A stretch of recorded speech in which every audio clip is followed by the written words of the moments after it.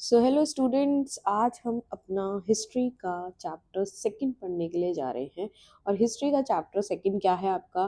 Kings, farmers and town. चलो, सबसे पहले मैं इस पूरे चैप्टर का जो मीनिंग है ना वो आपको यहाँ पे समझा देती हूँ, जिससे आपको बिल्कुल मज़े से आपको समझ में आए और अच्छा लगे। ठीक है, तो चलो शुरू करते हैं कि किंग्स, फार्मर एंड टाउन आखिर कहना क्या चाहता है। तो देखो, अभी हमने 2600 BCE से लेकर 1900 BC का समय पढ़ा कि नहीं पढ़ा?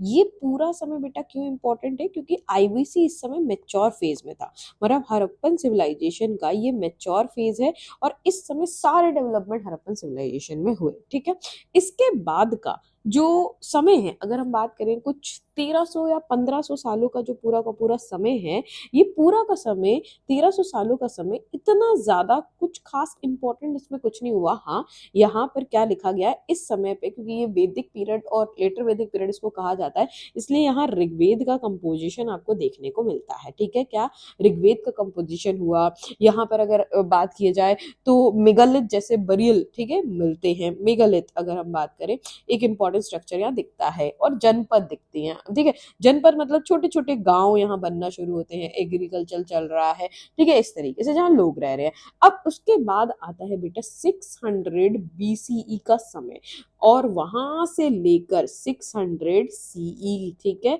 600 BC से लेकर 600 CE, this is the most important time बेटा। इसी टाइम पे आपके तीनों चैप्टर हैं, किंग्स, फार्मर एंड टाउन। ठीक है, किंग्स, फार्मर एंड टाउन, जो क्या बताता है, जो एक तरीके से 600 BC से लेकर 600 CE की क्या बताता है, रूलर लाइफ के, भाई कौन कौन से रूलर रहा करते थे। फार्मर मतलब कि विलेज लाइफ के बारे में, और टाउन मतलब अर्बन लाइफ के बारे में बताता है। और इसी के साथ में इसका सेकंड चैप्टर जो आपका है वो क्या है बेटा? Kingship, kingship, caste and class. ये क्या बताता है? ये बताता है कि 600 BC से लेकर 600 CE का जो पूरा का पूरा समय है, इस समय कास्ट का क्या मतलब, सोशल लाइफ कैसी थी, मतलब कास्ट सिस्टम क्या था, ठीक है, मैरिजेस का सिस्टम क्या होता था, क्लास सिस्टम क्या था। और इसी का लास्ट चैप्टर जो आपका है, ठीक है, इसके बाद ये बुक कंप्लीट हो जाएगी आपकी। तो लास्ट चैप्टर क्या बताता है? लास्ट चैप्टर है थिंकर्स, ठीक है, बिलीफ एंड बिल्डिंग, जो बताता है कि 600 BC से लेके 600 C का जो पूरा का पूरा टाइम है, इस समय नए नए जो धर्म है वो कैसे आना शुरू हुए, उनके क्या बिलीफ थे और किस तरीके का उनका बिल्डिंग का स्ट्रक्चर था। तो ये सारी की सारी बात क्या है, 600 BC से लेके 600 CE की है।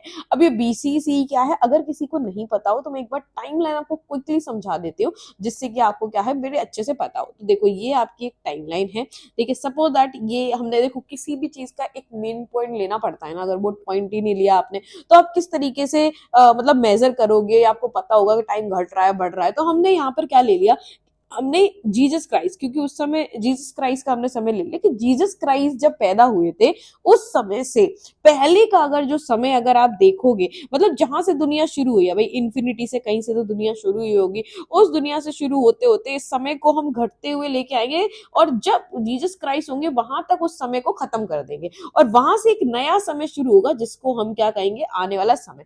तो जो जीसस क्राइस्ट वाला समय है बेटा, ठीक है, यहाँ पर हमने क्या बात करी कि जो जीसस क्राइस्ट वाला समय है उसको हमने क्या कह दिया, उसको हमने यहाँ पर कह दिया BCE, मतलब जीसस क्राइस्ट से पहले वाले समय को BC, मतलब क्या है, बिफोर कॉमन एरा। क्या कहते हैं इसको? इसको हम कहते हैं बिफोर कॉमन एरा। ठीक है जी।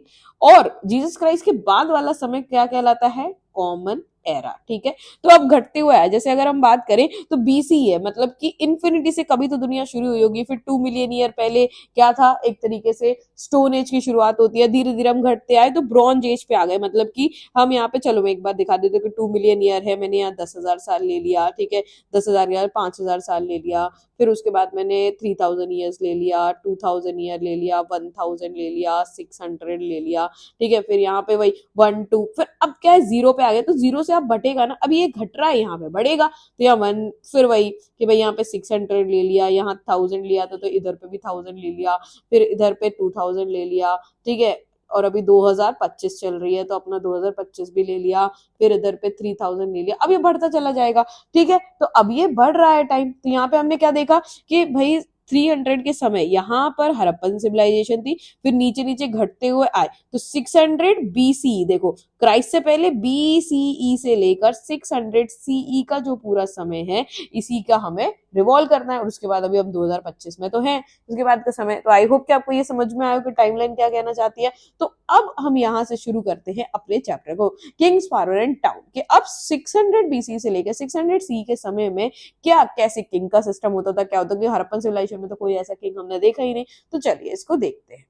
चलिए तो यहाँ पर हम चैप्टर की शुरुआत करते हैं, किंग्स फार्मर एंड टाउन। मैंने आपको क्या बोला कि इस चैप्टर को हम पार्ट्स में डिवाइड करें 3, तो 3 चैप्टर्स है ना, मतलब हम 600 BC से लेके 600 CE को ही पढ़ रहे हैं। लेकिन किंग्स मतलब पहले हम राजाओं को देखेंगे, कौन कौन से राजा कैसे कैसे आए, फिर हम विलेजेस लाइफ को देखेंगे, और फिर हम अर्बन लाइफ को देखेंगे। अर्बन लाइफ का मतलब क्या है कि भाई व्यापार ट्रेड कैसे करते थे, कौन सी लोग रहते थे, क्या रहते थे, ये सारी चीजों को हम यहाँ पर देखेंगे। ठीक है, चलो तो आई होप कि आपको समझ में आ रहा हो जितना मैंने समझाया। बस अब यहाँ एनसीईआरटी में वही लिखा है कि 15 इयर्स का एक समय, मतलब हड़प्पन सिविलाइजेशन के बाद के जो 1500 साल थे उनमें ऐसा आपको बहुत ज्यादा कुछ नहीं दिखेगा, लेकिन इन 1500 साल में जो चीज इंपॉर्टेंट हुई है वो क्या है, ऋग्वेद। कि भाई जैसे ही 1300 में अगर आपका हड़प्पन सिविलाइजेशन कंप्लीटली खत्म हो जाती है, ठीक है, 1900 वाला टाइम क्या है, जब मैच्योर फेज खत्म होता है, ठीक है, पीछे वाला चैप्टर बेटा देख लेना, 1300 पूरी तरीके से खत्म हो जाती है, तो उस समय क्या होता है, ऋग्वेद का कंपोजिशन होता है, इसलिए इसको वैदिक पीरियड कहते हैं। ठीक है,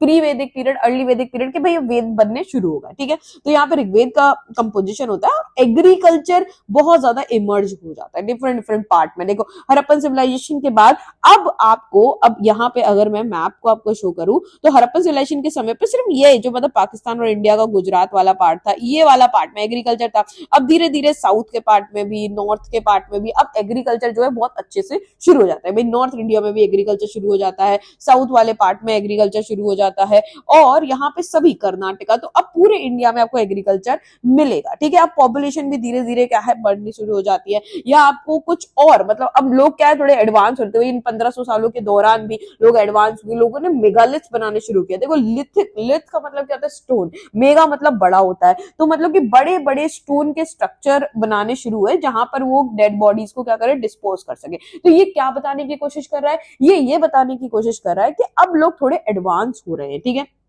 तो ये सब फर्स्ट मिलेनियम बीसी के। मिलेनियम का मतलब होता है बेटा पहले 1000 साल, मिलेनियम का मतलब क्या होता है, फर्स्ट 1000 साल। तो बीसीई का मतलब क्या है, यहाँ पर हमने जीसस क्राइस्ट को लिया। भाई अगर जीरो, देखो जीरो तो कभी समय होता नहीं है, पर फिर भी जीरो ले ले, जीरो से लेके पीछे तक जाएंगे तो 1000 साल, मतलब 1000 से लेकर आपका ये घटते हुए वाला समय, मतलब अभी हड़प्पा के बाद वाला जो पूरा का पूरा 1000 ईयर है, तो उस समय आपने क्या देखा कि धीरे धीरे बहुत ज्यादा बरियल्स वगैरह, ये सारी चीजें, ऋग्वेद वगैरह बनना शुरू हो जाते हैं। ठीक है, अब यहां से जब नीचे घटते हुए आएंगे तो यहाँ पे 600 BC मिलेगा। 600 BC से इंडिया की हिस्ट्री का बिल्कुल टर्निंग पॉइंट जो है वो शुरू हो जाता है, क्योंकि इंडिया में अब आप पहली बार राजाओं को देखोगे, इंडिया में बड़ी बड़ी स्टेट्स को देखोगे, बड़े बड़े किंगडम्स को देखोगे। तो एक तरीके से पूरा का पूरा ये समय जो है वो एक अलग ही कुछ बात कर रहा है। तो इसीलिए अब ये जो 3 चैप्टर है वो पूरे 600 BC पर ही है। तो वाई 600 BC इज इंपॉर्टेंट, अब हमको यही पढ़ना है कि इतना क्या जरूरी है, इसमें इतना क्या ही है, क्योंकि इस पूरे 600 BC में आपको अर्ली स्टेट्स का इमर्जेंस दिखेगा, नए नए स्टेट बनने, अब नए स्टेट्स बनने शुरू, मतलब अब इंसान एडवांस है। देखो शुरुआत में इंसान ने क्या किया, तो शुरुआत में अगर तुम इंसान को देखोगे तो स्टोन एज में बेचारा एक तरीके से जंगलों में रहता था, उसको कुछ पता भी नहीं था कैसे क्या करना है। ठीक है, उसके बाद तुम धीरे धीरे स्टोन एज से आए तो उसने कॉपर की डिस्कवरी की, कॉपर एज में आ गया, फिर धीरे धीरे आए तो ब्रॉन्ज एज में आ गया, मतलब ब्रॉन्ज बनाना सीख गया वो मेटल, और इसी को क्या कहते हैं, इंडस वैली सिविलाइजेशन। के भाई वो बहुत एडवांस था। अब ये सिविलाइजेशन खत्म हुई, धीरे धीरे वो एग्रीकल्चर की ओर आया। ठीक है, एग्रीकल्चर की ओर जैसे वो 600 मतलब BC में आ जाएगा, आयरन की डिस्कवरी हो गई, अब वो आयरन जानता है। अब धीरे धीरे जब वो इतनी सारी चीजें देखेगा तो वो धीरे धीरे स्टेट्स बनाना शुरू कर देगा, मतलब धीरे धीरे इंसान भाई बटने शुरू हो जाएंगे, ग्रुप बनाने शुरू कर देंगे और रूल करने शुरू कर देंगे। तो यही वो समय है, why you are studying 600 BCE या 6th सेंचुरी बेटा, बिकॉज इस समय अर्ली स्टेट्स आई, अर्ली एम्पायर आए, अर्ली किंगडम्स आई। ये छोटे छोटे पॉइंट्स है, बस इन्हीं को लिखना, सब कुछ नहीं लिखना होता है। ठीक है,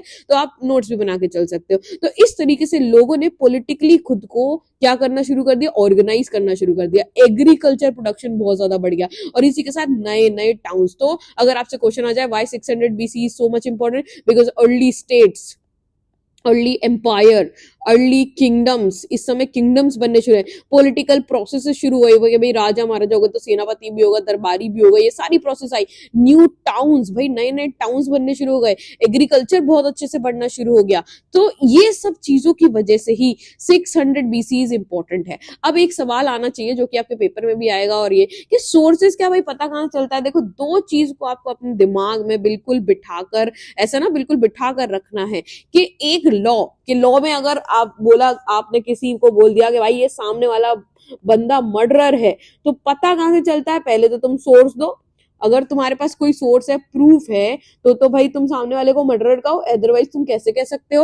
वैसे ही सेम हिस्ट्री, कि हिस्ट्री में तुमने बता दिया एक राजा था, एक रानी थी, खत्म कहानी हो गई, तो उसके बारे में पता कैसे चलता है। अगर तुम 600 BC को इतना इंपॉर्टेंट कह रहे हो कि यहाँ से लेके 600 C तक का टाइम बहुत ही ज्यादा इंपॉर्टेंट है, तो इसके सोर्सेस क्या है, तो चलिए ये कहां से पता चलता है, इंस्क्रिप्शन से। द फर्स्ट सोर्स, बेटा ऐसे ही क्वेश्चन आ जाते हैं और एनसीईआरटी में, इसीलिए एक एक लाइन बहुत जरूरी होते हैं। इंस्क्रिप्शन से, इंस्क्रिप्शन क्या होते हैं, तो चलिए ये भी समझ लेते हैं। किसी भी हार्ड सरफेस पर, कि भाई एक आप जैसे भी कभी फोर्ट घूमने गए होगे, तो किसी भी मेटल पे, स्टोन पे, हार्ड सरफेस पर लिखी गई कोई भी बात, उसको इंस्क्रिप्शन कहते हैं। पहले के लोगों के पास कागज तो होता नहीं था, कलम तो होती नहीं थी, पहले के लोगों के पास ऐसा थोड़ा ना था कि उनके पास भाई बहुत सारी चीजें रखी हो, तो कुछ भी नहीं था उनके पास में, तो इसीलिए जो वो क्या लिखते थे, हार्ड सरफेस पे लिखते थे, और उन्हीं को क्या कहते हैं, इंस्क्रिप्शन कहते हैं। सॉफ्ट सरफेस पे लिखा होगा तो वो क्या कहलाएगा, धीरे धीरे सॉफ्ट सरफेस पे लिखना, उसको मैन्यूस्क्रिप्ट कहते हैं। जो भी चीज सॉफ्ट सरफेस पे लिखी है उसको मैन्यूस्क्रिप्ट कहते हैं, ठीक है। तो सॉफ्ट सरफेस पे मतलब क्या लिखे, टेक्स्ट है, जितने भी टेक्स्ट है मतलब वो क्या है, सॉफ्ट सरफेस पे। तो कहां से पता चलता है कि 600 BC और 600 C is very much important, because of the inscription. बहुत सारे इंस्क्रिप्शन मिले हैं राजाओं के, टेक्स्ट मिले हैं, मतलब सॉफ्ट चीजें मिली हुई है, कॉइन्स मिले हुए हैं, भाई कॉइन आ गए हैं तो भाई हो गई, और विजुअल मटेरियल्स पे स्कल्पचर्स मिले हुए हैं, आर्कियोलॉजिस्ट ने फॉसिल्स ढूंढे हुए, बहुत सारी चीजें मिली हुई हैं। अब जो लोग भी इंस्क्रिप्शंस की स्टडी करते हैं, उस स्टडी को क्या कहा जाता है, भाई हर चीज का एक सब्जेक्ट होता है, तो स्टडी ऑफ इंस्क्रिप्शन क्या कहलाता है, एपिग्राफी कहलाता है। तो जो लोग भी स्टडी करेंगे वो एपिग्राफिस्ट हो जाएंगे, ठीक है। तो अभी पता क्या चलता है, तो एक स्टोरी दी गई है कि बात तो भैया मैंने 600 BC की कर रही हूँ, ठीक है, इतना समझ में आया कि भाई क्या हम बात कर रहे हैं, हम बात कर रहे हैं 600 BC से लेके 600 C के समय की। और इस समय पर अब पहला जो चैप्टर है वो है किंग्स फार्मर एंड टाउन। मतलब इस समय 3 पार्ट में इसको डिवाइड करेंगे। किंग्स मतलब राजा वगैरह कौन कौन से हुआ करते थे, क्या एडमिनिस्ट्रेशन सिस्टम था, ये सारी चीजें। फार्मर मतलब, फार्मर का मतलब है कि भाई क्या गाँव का कैसे सिस्टम हुआ करता था, विलेजेस में कौन रहा करता था, कैसे कैसे। और टाउन का मतलब क्या है कि भाई अर्बन एरिया भी हुआ करता था कि नहीं हुआ करता था, तो कैसे ट्रेड हुआ करता था, कौन कौन रहा करता था, कैसे। ये सब कहां की बात करें, 600 BC की। लेकिन एक बात बताओ, उस समय की बात हमें पता क्या है, धीरे धीरे जब हम एडवांस हुए, आर्कियोलॉजिकल डिपार्टमेंट आ गया, जब हमारे पास टेक्नोलॉजी आ गई, तभी तो हुआ। तो ये सब बातें हैं पुरानी, पर हमने 19th सेंचुरी और 20th सेंचुरी में तो पता किया। तो वैसे ही यहाँ पर एक प्रिंसेप, जेम्स प्रिंसेप थे, ठीक है, इन्होंने पता लगाया कुछ चीजों का। जैसे धीरे धीरे क्या हुआ, जब मॉन्यूमेंट्स बहुत ज्यादा डेवलपमेंट होने लगा, आर्कियोलॉजिकल सर्वे ऑफ इंडिया का, तो एपिग्राफी मतलब कि इंस्क्रिप्शन की स्टडी का भी डेवलपमेंट हुआ 1830s के दौर में। मतलब जितने भी जैसे कोई भी राजा महाराजा का इंस्क्रिप्शन मिला हुआ है तो उसको पढ़ने की बात चली, ठीक है। तो यहाँ पर एक जेम्स प्रिंसेप थे, ये कौन थे, ऑफिसर थे in the mint of East India Company, ठीक है। ईस्ट इंडिया कंपनी में क्या थे भैया, ऑफिसर थे, ठीक है। इन्होंने 2 स्क्रिप्ट के भाई, पहले की एक तरीके से एक आप फोर्ट गए और फोर्ट पे कुछ तो बात लिखी हुई थी, पर भाई आपको समझ में नहीं आ रही, क्योंकि वो हिंदी लैंग्वेज नहीं है, वो कोई तो भाषा है जो आपको समझ में नहीं आ रही है। तो हिंदी क्या है भाई, अगर उसकी देवनागरी लिपि है, आप आ ई लिख रहे हो तो वो हिंदी है, पर ऐसे तो लिखी नहीं गई, क्योंकि पहले के लोग बेटा प्राकृत बोला करते थे, या प्राकृत लिखा, या पाली बोला करते थे, या संस्कृत। तो ये जो प्राकृत और पाली है, जैसे हिंदी के लिए ये क्या है, देवनागरी लिपि का इस्तेमाल करते हो, प्राकृत और पाली के लिए जो स्क्रिप्ट इस्तेमाल होती है वो होती है ब्राह्मी और खरोस्थी। क्या होती है, ब्राह्मी और खरोस्थी। जैसे इंग्लिश के लिए रोमन लिपि होती है, ठीक है। तो ये जो आपके जेम्स प्रिंसेप थे, इन्होंने 1830 में, क्योंकि भाई पता तो लगाया ना, किसी ने तो भाई कभी ना कभी किसी ने तो पता लगाया होगा, तभी एक मोटी मोटी किताबें पढ़ रहे हो। तो जेम्स प्रिंसेप ने 18 बेसिकली अगर 19th सेंचुरी की बात करो तो यहाँ पे डिसाइफर्ड की, डिसाइफर का मतलब डिकोड होता है, पता लगाए कि आखिरकार ये लिखा क्या है, ठीक है। तो इनको नॉलेज थी इंस्क्रिप्शंस को डिसाइफर करने की। ब्राह्मी और खरोस्थी थी, 2 स्क्रिप्ट थी, ठीक है। 2 स्क्रिप्ट में यहाँ पर बात थी, क्योंकि जितने भी इनको पत्थरों पे लिखे हुए, मेटल पे लिखे हुए इंस्क्रिप्शन मिले, जितने भी कॉइन मिले, उनके ऊपर भी कुछ ना कुछ लिखा होगा। तो वहां से इन्होंने ब्राह्मी और खरोस्ती स्क्रिप्ट, मतलब ये स्क्रिप्ट है क्या, कहना क्या चाहती है। देखो अभी तक हमने आईवीसी पहला चैप्टर देख लेना, अभी तक हमने आईवीसी की स्क्रिप्ट डिसाइफर नहीं कर पाई है, वो क्या बोलना चाहते थे वो हमें नहीं पता है, बस हमने उनको एविडेंस फॉसिल फ्यूल से ही किया है। यहाँ लेकिन हमने ढूंढ लिया खरोस्ती और ब्राह्मी स्क्रिप्ट को, या जेम्स प्रिंसेप ने डिसाइफर कर लिया। जब उन्होंने उसको पढ़ना सीख लिया, मतलब पूरी की पूरी के भाई ये क्या लिखा हुआ है, उनको समझ में आ गया।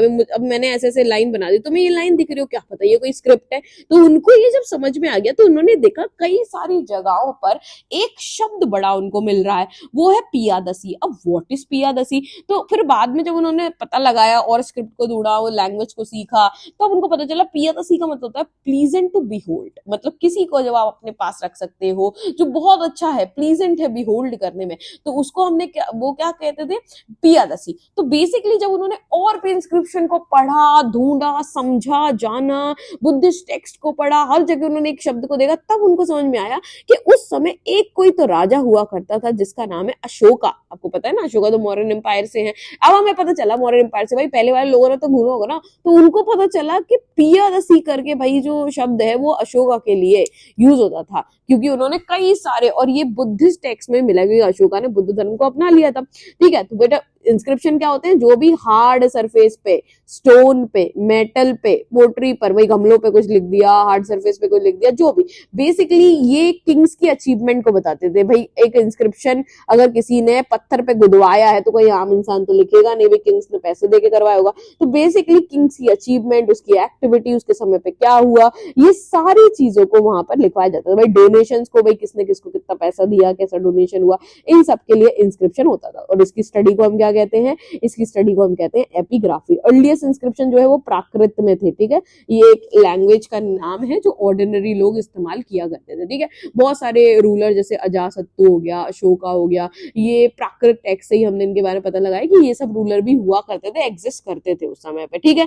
तो इस तरीके से जब ब्राह्मी और खरोस्ती स्क्रिप्ट को डिसाइफर कर लिया गया ना बेटा, तब एक नई डायरेक्शन खुल गई पॉलिटिकल इंडियन हिस्ट्री को जानने के लिए, ठीक है। तो सबसे पहले पॉलिटिकल हिस्ट्री जानी गई। पॉलिटिकल हिस्ट्री का मतलब राजा महाराजाओं के बारे में, इन सब वैरायटी ऑफ लैंग्वेज को ढूंढा गया और इन सब चीजों के बारे में जाना गया। इन सब चीजों के बारे में जानने के बाद हमने 600 बीसी का पता लगाया भैया, इस 600 बीसी में कैसा पॉलिटिकल सिस्टम था। तो 600 बीसी में थी अर्ली स्टेट। सबसे पहले लोगों ने स्टेट्स, मतलब छोटे छोटे किंगडम, छोटे छोटे राज्य बनाने शुरू किए, और इन राज्यों को क्या कहा जाता था, इन राज्यों को कहा जाता था महाजनपद। ये क्या थी, जनपद मतलब छोटे छोटे विलेजेस, महाजनपद मतलब बड़े राज्य, ठीक है। तो 6th सेंचुरी बीसी की हिस्ट्री एक टर्निंग पॉइंट है पूरे इंडियन हिस्ट्री में, क्योंकि ये समय बहुत इंपॉर्टेंट, क्योंकि इसी समय नई नई स्टेट्स आई। मतलब आज का जितना पॉलिटिकल सिस्टम है, आज हम जितने डेवलप है, कहीं से तो शुरुआत हुई होगी। तो वो ये समय है जब नई नई स्टेट, और इसके बाद आप बड़ा एम्पायर देखोगे। तो एक बार अगर मैं आपको यहाँ पे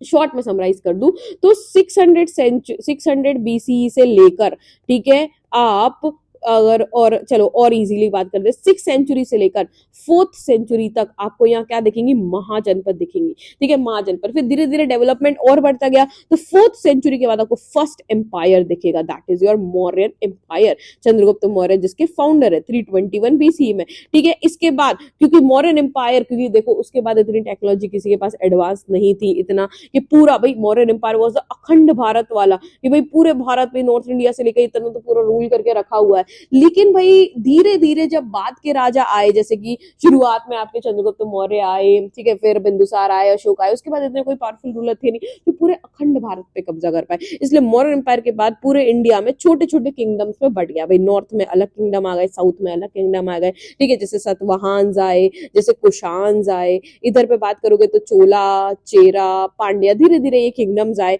और उसके बाद में अगर हम बात करें तो ये 1st सेंचुरी तक, फिर धीरे धीरे आप सी में आ गए भाई, ये तो 4th सेंचुरी बीसी तक है, ठीक है। फिर इसमें बात करोगे तो ये 320 से लेके 185 बीसी तक आपको ये किंगडम दिखता है। फिर आपका 1st सेंचुरी से लेके 1st सेंचुरी सी तक, 2nd सेंचुरी सीई तक, सी में घुस गए ना, अब आप इधर पे टाइमलाइन पे आ गए भाई। ये क्या है, 600 बीसी, यहाँ पे महाजनपद थी, फिर आप 4th सेंचुरी में आए, मतलब यहाँ एम्पायर आ गया, फिर आप इधर पे आए, ठीक है, इधर पे क्या आ गए, आपके छोटे छोटे किंगडम्स आ गए, फिर आप इस साइड आए तो कुशान्स इधर भी दिख रहे हैं, अब सी में आवर एंटर हो गया। तो 4th सेंचुरी में आपको क्या दिखता है, आपको दिखता है गुप्ता एम्पायर, तो इनके बाद फिर गुप्ता एम्पायर आएगा, और गुप्ता एम्पायर बहुत यहाँ, तो ये 6th सेंचुरी तक की पूरी कहानी है कि कैसे पहले अर्ली स्टेट महाजनपद बनी, फिर कैसे पहला एम्पायर आया, फिर धीरे धीरे छोटे छोटे एम्पायर्स, चिefdoms, किंगडम्स आने शुरू हुए, फिर आपको गुप्ता एम्पायर दिखेगा, ठीक है। ऐसा क्रोनोलॉजी एकदम से याद कर लेना कि भाई पहले स्टोरी से पहले क्रोनोलॉजी याद करोगे भाई क्या क्या हुआ, तो ठीक है। तो एक बार अगर फिर से रिपीट करें, देखो टाइम ज्यादा लगना चाहिए पर आपको समझ में आना चाहिए,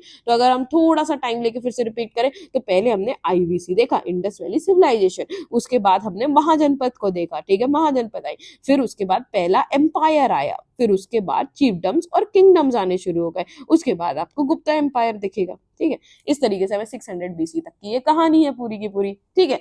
चलो, तो अब सबसे पहले आईवीसी तो पढ़ लिया, आईबीसी के बाद अब क्या पढ़ना है, अब है महाजनपद। तो आपकी 16 महाजनपद थी, ठीक है, इंडिया में जब पहली बार स्टेट्स बनी, मतलब बड़ी बड़ी आपकी स्टेट बन गई जिन पे राजाओं का कंट्रोल है, तो इंडिया में आपको नॉर्थ इंडिया की अभी स्पेसिफिकली बात करें, यहाँ 16 महाजनपद थी, मतलब 16 स्टेट थी। तो 6th सेंचुरी बीसी ये मेजर टर्निंग पॉइंट है अर्ली इंडियन हिस्ट्री का, बिकॉज ये era, अब हमने क्या कहा कि क्यों जाना जाता है, तो अगर आ जाए why 6th century is so important, because यहाँ अर्ली स्टेट्स आई, अर्ली सिटीज आई, अर्ली ग्रोइंग आयरन एज, क्योंकि अब ये आयरन एज है तो यूज ऑफ आयरन होने लगा, कॉइन्स आ गए, दैट्स वाई। तो ये सारे पॉइंट आप ऐड कर सकते हो कि वाई, तीनों चैप्टर के पॉइंट ऐड कर सकते हो कि why 600 BC is so much important, state, city, coins का इस्तेमाल, आयरन का यूज, इवन बुद्धिज्म, जैनिज्म, नए नए रिलीजन यहाँ पे आने शुरू हुए जो हम आगे पढ़ेंगे, ठीक है। तो इनमें से आज हम पढ़ने जा रहे हैं पहले स्टेट्स कि भाई कौन कौन सी नई नई स्टेट्स आई।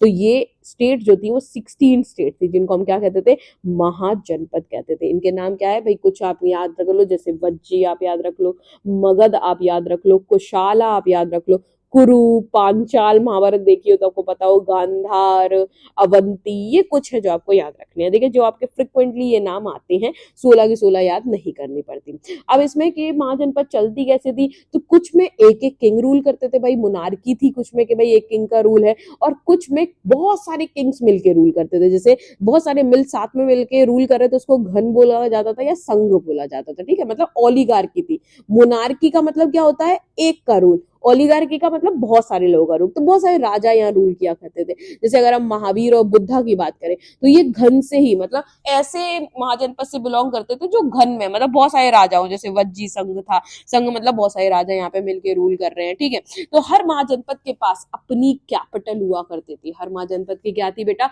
अपनी कैपिटल थी, और वो सब कैपिटल फोर्टिफाइड हुआ करती। ये महाजनपद के फीचर्स है कि भाई अगर हम बात करें 600 बीसी में हमें महाजनपद दिख रही है जिनको स्टेट कहा जाता है, उनके पास अपनी खुद की कैपिटल हुआ करती थी, और फोर्टिफाइड, फोर्टिफाइड का मतलब क्या है कि अगर ये उनका ये उनका किला है तो ये पूरे तरीके से क्या होगा, फोर्टिफाइड होगा, मतलब चारों ओर से दीवारों से घिरा होगा जिससे कोई यहाँ पर आना पाए। इनकी खुद की आर्मी हुआ करती थी, ये सब पॉइंट नोट करेंगे फीचर्स में, और ब्यूरोक्रेसी बहुत अच्छे से थी। तो 6th अगर हम बात करें तो देखो महाजनपद क्या है, जनपद क्या है, मतलब लैंड जहाँ पे लोग रह रहे हैं, महाजनपद मतलब कि बड़ा आपकी स्टेट, ठीक है।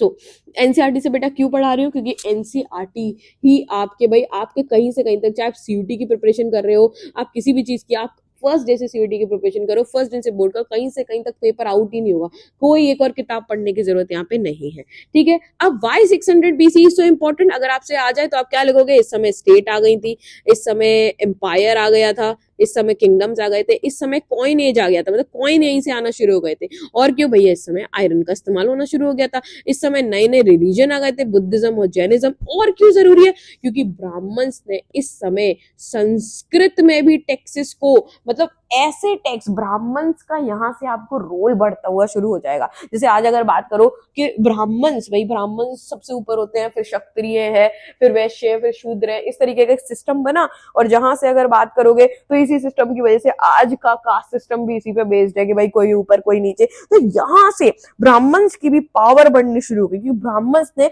संस्कृत को पेटर्नाइज करना शुरू कर दिया, मतलब संस्कृत सबसे इंपॉर्टेंट भाषा हो गई थी इस समय से। और यहाँ पे अगर हम बात करें तो यहाँ पर कुछ ऐसे टेक्स्ट भी लिखे गए, ठीक है, जैसे भाई वेद तो लिखे ही गए, पर यहाँ धर्मशास्त्र और धर्म सूत्रास लिखने शुरू हो गए कि भाई 600 से 500 के बीच में धर्म सूत्रास लिखे गए, धर्मशास्त्रास लिखे गए, जिसमें किंग्स की क्या ड्यूटी होंगी, ठीक है, लोगों की क्या ड्यूटी होंगी। अच्छा बता दो 600 बीसी से पहले भी क्या होता था भाई, ऐसे कैटेगरी डिवाइड कर दी थी, वर्ण होते थे, जैसे सबसे ऊपर कौन होंगे, ब्राह्मण होंगे, फिर कौन होंगे, क्षत्रिय होंगे, फिर कौन होंगे, वैश्य होंगे, और फिर कौन होंगे, शूद्र होंगे। तो ये पहले भी होता था, लेकिन जो ब्राह्मण है वो क्षत्रिय वैश्य शूद्र ये काम के अकॉर्डिंग होते थे। मतलब अगर आप पढ़ने निकले में बहुत अच्छे हो, आप संस्कृत पढ़ रहे हो, आप यज्ञ करवा रहे हो, तो आप ब्राह्मण हो, लेकिन अगर आपका बेटा तीरंदाजी कर रहा है, आपका बेटा राजा है, तो वो क्षत्रिय बन जाएगा, लेकिन अगर उसका बेटा ट्रेड कर रहा है तो वो वैश्य बन जाएगा, और उसका बेटा कुछ नहीं कर रहा है, सबको सर्व कर रहा है, तो वो शूद्र बन जाएगा।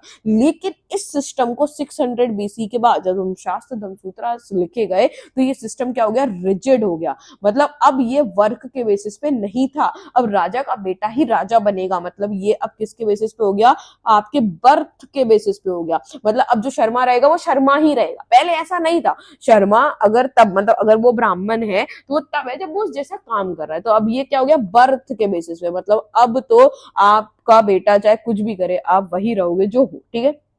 तो धर्मसूत्रा की शुरुआत हुई, जिसमें किंग्स के लिए रूल थे कि भाई किंग क्या करेगा, कैसे उसको टैक्स, मतलब एक क्षत्रिय ही किंग का रोल निभाएगा, उसी को टैक्स कलेक्ट करने हैं, ट्रिब्यूट कलेक्ट करने हैं, ये सारी चीजें यहाँ पर की गई। ग्रेजुअली धीरे धीरे भाई आर्मी बढ़ने लगी, चीजें बढ़ने लगी, बहुत सारी चीजों में यहाँ पे बदलाव आते हैं। आई होप बेटा कि आपको ये समझ में आ रहा हो, ठीक है। इससे पहले एक बार मैप भी देख लेते हैं कि मैप में देखो ये आपको इंद्रप्रस्थ, ये देखो ये यूपी बिहार वाला रीजन है, यूपी और ये बिहार वाला रीजन। देखो मगध की कैपिटल यहाँ राजगीर दिख रही है, ये बिहार में है। आपको ये मल्ला वज्जी, ये देखो बिहार वाला रीजन है।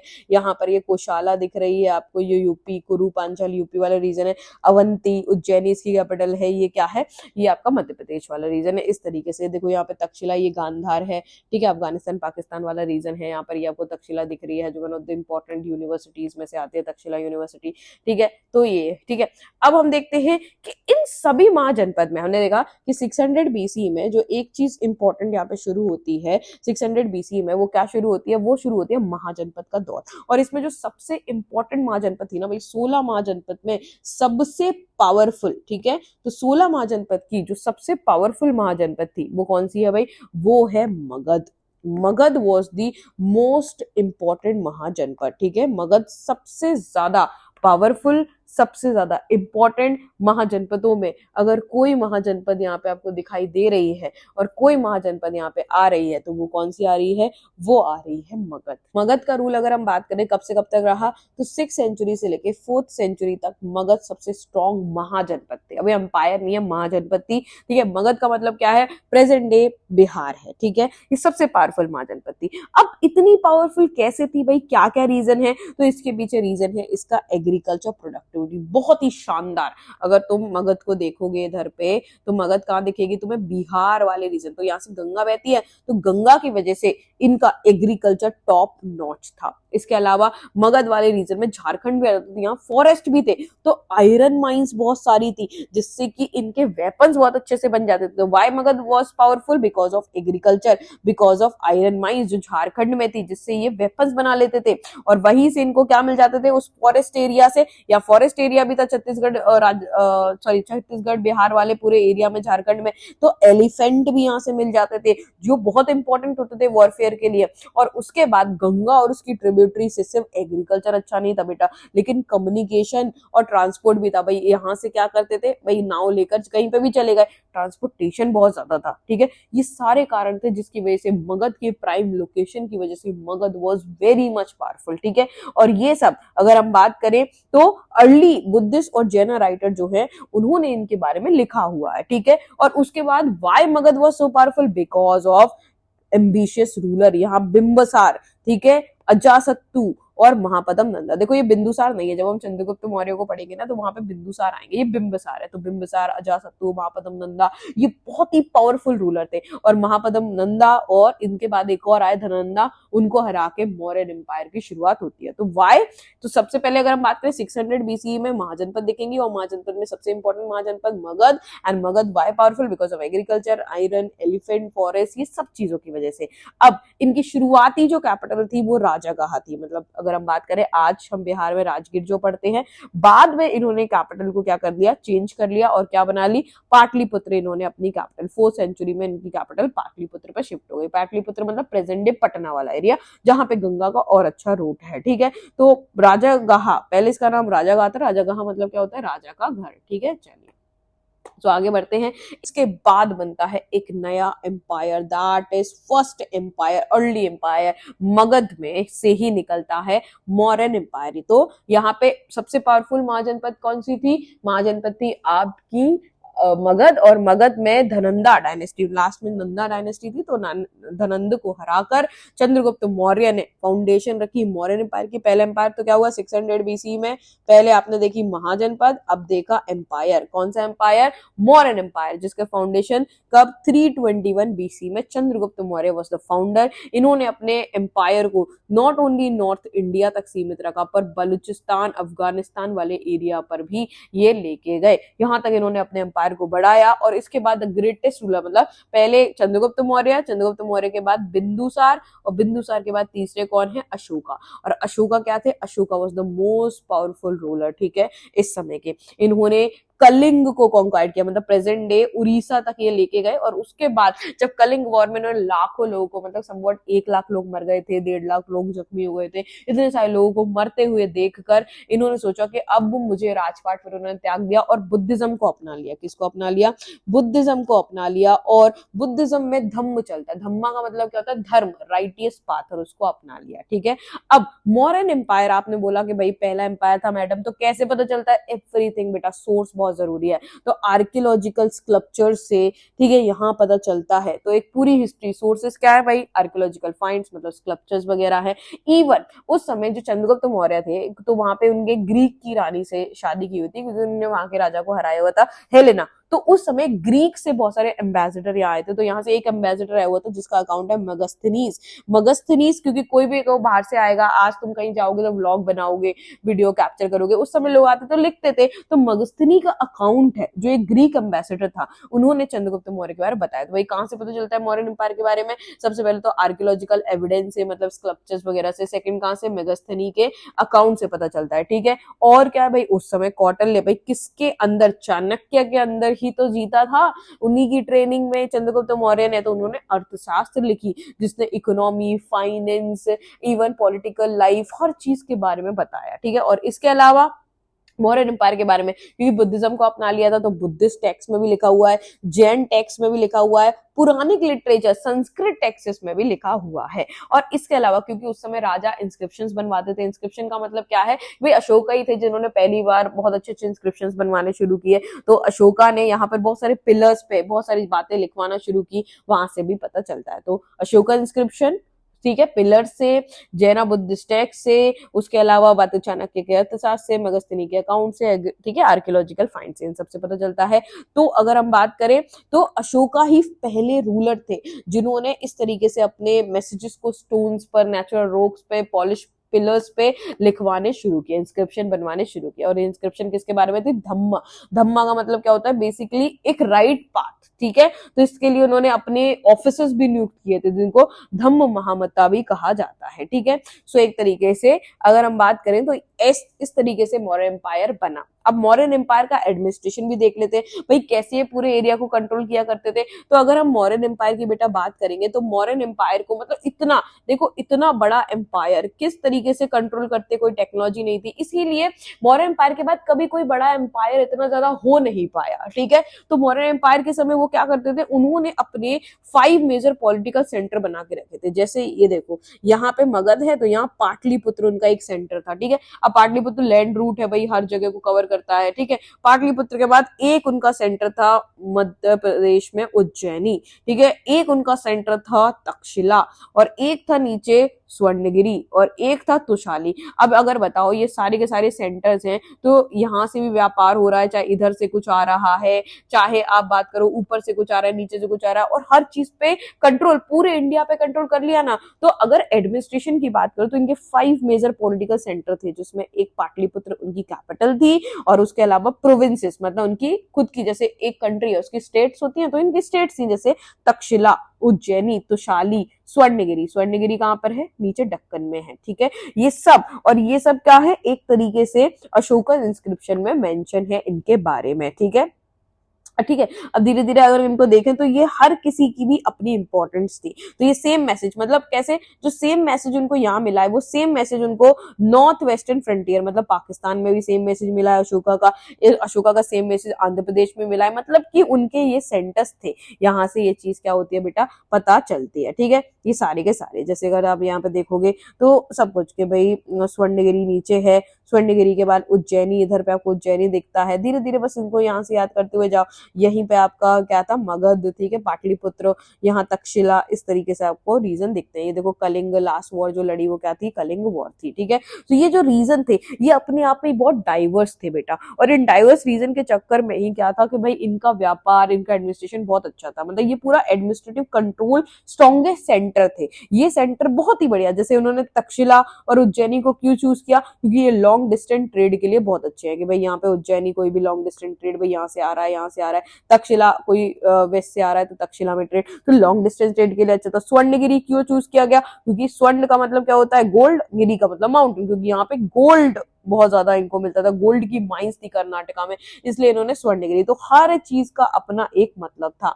तो कम्युनिकेशन तो भाई, उसके अलावा अगर बात करोगे तुम पाटलिपुत्र जो रिवराइन रूट है, रिवराइन रूट का मतलब क्या होता है कि रिवर के थ्रू रास्ता जा रहा है उनका पूरा, ठीक है। लैंड रूट उज्जैनी को बना दिया उन्होंने। इस तरीके से पूरा का पूरा इनका एडमिनिस्ट्रेशन बहुत ही शानदार था। और उसके अलावा मेगास्थनीज ने भी अपनी अकाउंट में कुछ मेजर किया है कि सिर्फ इनके प्रोविंशियल सेंटर्स ही नहीं होते थे बेटा, इसके अलावा भी अगर देखा जाए तो मेगास्थनी के अकाउंट में कि मिलिट्री भी, अगर उन्होंने अपनी मिलिट्री को बना के रखा है मौर्यन एम्पायर ने, तो उसको भी 6 कमेटीज में बांटा हुआ है, 6 कमेटीज में, कि भाई एक ही मिलिट्री नहीं है, पूरा सबके काम बटे हुए हैं। क्यों काम बटे हुए हैं? जिससे कि सब अच्छे से काम कर पाए। तो 6 सब कमेटीज में पूरी मिलिट्री को इनने बांटा हुआ है। भाई एक नेवी को देखेगी, भाई पानी वाला पूरा का पूरा क्या कहते हैं मिलिट्री को संभालेगी। सेकेंड ट्रांसपोर्ट देखेगी, भाई सब ढंग से हो रहा है कि नहीं हो रहा है। थर्ड रिस्पॉन्सिबल फुट सोल्जर्स के लिए, भाई सोल्जर सही से चल रहे हैं कि नहीं। फोर्थ हॉर्सेस के लिए, फिफ्थ चेरियट के लिए रथ सही से चल रहे हैं कि नहीं, और सिक्स्थ एलिफेंट के लिए। सब पूरा कमिटीज जो है वो बांध के रखी थी, जिससे मिलिट्री उनकी बहुत स्ट्रांग थी। और इसी के साथ अशोका ने हमेशा अपने एम्पायर में हर जगह पर क्या है ऑफिसर्स तैनात करके रखे हुए थे, धम्म महात्मा, जो क्या कर रहे थे, एक तरीके से अशोका का धम्मा का मैसेज फैला रहे थे। तो अगर हम मौर्यन एम्पायर की बात करें तो मौर्यन एम्पायर उस समय का ये हमारा अर्लीस्ट एम्पायर है, इसीलिए मौर्यन एम्पायर जो है वो बहुत इंपॉर्टेंट है हमारे लिए। 19 और 20 सेंचुरी में हमने मौर्यन एम्पायर के बारे में खोजना शुरू किया, ठीक है। स्टोन स्कल्पचर से लेके हर चीज हमने यहाँ पर क्या की, मौर्यन एम्पायर के बारे में जाना। और ये पहला एम्पायर था हमारा, हालांकि इतना ज्यादा टाइम नहीं चला, लेकिन इट्स वेरी इंपॉर्टेंट। 150 ईयर्स तक मौर्यन एम्पायर यहाँ चला। लेकिन इसके बाद में अब आपको छोटे छोटे किंगडम्स ही दिखेंगे, कोई इतना बड़ा साम्राज्य नहीं दिखेगा, छोटे छोटे किंगडम्स अब आने शुरू हो जाएंगे, ठीक है। तो सेकेंड सेंचुरी से लेकर आपको नए चीफडम्स और किंगडम्स दिखेंगे। बेटा चीफडम्स क्या होता है, तो देखो किंगडम्स का क्या मतलब है कि जहाँ किंग बैठता है, मतलब हेरिडिटरी, उसी का बेटा राजा बनेगा, उसी का बेटा राजा बनेगा। लेकिन चीफडम्स क्या होते हैं, जैसे सपोज दैट मौर्यन एम्पायर के अंदर यहाँ पे राजा बैठा हुआ है, सपोज इधर राजा बैठा हुआ है, और राजा ने इधर वाले एरिया को एक चीफ के अंदर रख दिया कि भैया अब वो वहां पे स्ट्रांग होकर अपने आप को क्या बना ले, राजा बना ले, तो वो चीफडम कहलाएगा। मतलब वो हेरिडिटरी पावर नहीं है, उसको जनता ने नहीं चुना, वो राजा नहीं था, लेकिन उसकी पावर वहां बहुत ज्यादा थी, इसलिए वो राजा बन गया। तो इस तरीके से नए नए किंगडम्स और चीफडम्स बनने शुरू होते हैं पूरे नॉर्थ इंडिया में, साउथ इंडिया में। इस तरीके से सारे के सारे किंगडम और चीफडम्स बेटा बनने शुरू हुए थे। तो साउथ में अगर हम बात करें तो आज का यहाँ पर केरला वाला पार्ट मिला के, कर्नाटका वाला और आंध्र प्रदेश वाला पार्ट मिला के यहाँ एक कंट्री मतलब कहा करते थे, पूरे रीजन को तमलिकम कहा जाता था। ठीक है, तो नए नए किंगडम्स क्या है साउथ में इमर्ज होते हैं, मतलब डक्कन, डक्कन क्या है बेटा, ये जो पेनिनसुला है, इंडिया पेनिनसुला है, यहाँ प्लेट्यूज है, उनको डक्कन वाले एरिया का, मतलब साउथ वाले एरिया में बिल्कुल साउथ तक आपको धीरे धीरे बहुत सारे न्यू किंगडम्स, जिसमें बहुत सारे चीफडम्स भी नजर आते हैं, जैसे चोला, ठीक है, यहाँ पे क्या नजर आने लगते हैं, चोला, ठीक है, चेरास और पांड्यास यहाँ पे नजर आते हैं। ठीक है, और ये कहाँ पे रूल कर रहे हैं, तमलिकम में। तमलिकम क्या है, तो तमलिकम बेसिकली तमिल कंट्री बेसिकली कहा जाता था, जिसमें आपका आज का आंध्र प्रदेश, केरला और तमिलनाडु इंक्लूड है। ठीक है, चीफडम्स क्या है, जो मैंने आपको समझाया था कि चीफ एक पावरफुल मैन होता था, जिसके पास जो उसकी पोजीशन है वो हेरिडिटरी नहीं है कि भाई राजा का बेटा राजा बनेगा, जस्ट क्या है कि वो किसी किंग के अंदर कहीं पर लड़ते हुए बहुत ज्यादा पावरफुल हो गया, भाई किंग ने उसको उस एरिया को दे दिया और वहां उसने अपना कंट्रोल क्या कर लिया, स्थापित कर लिया। अब साउथ की ये जो किंगडम है, इसके बारे में हमें पता कहां से चलता है, तो this is very much important, Sangam text. ठीक है, तमिल संगम टेक्स्ट, ये बहुत पुराने टेक्स्ट हैं, जिसमें आपको क्या मिलेगी, सारी पुरानी साउथ की हिस्ट्री यहाँ पता चलती है। ठीक है, बहुत सारी चीजें इसमें पोम्स के फॉर्म में लिखी हुई हैं। मैनी चीफ्स किंग, जैसे अगर हम बात करें सतवाहनास के बारे में, फिर हम देखते हैं, तो आपने क्या देखा, हमने देखा कि जैसे ही मौर्यन एम्पायर क्या हुआ, फिनिश हुआ, मतलब कि मौर्यन एम्पायर 321 में शुरू हुआ था, 185 सी तक यहाँ पे फिनिश हो गया।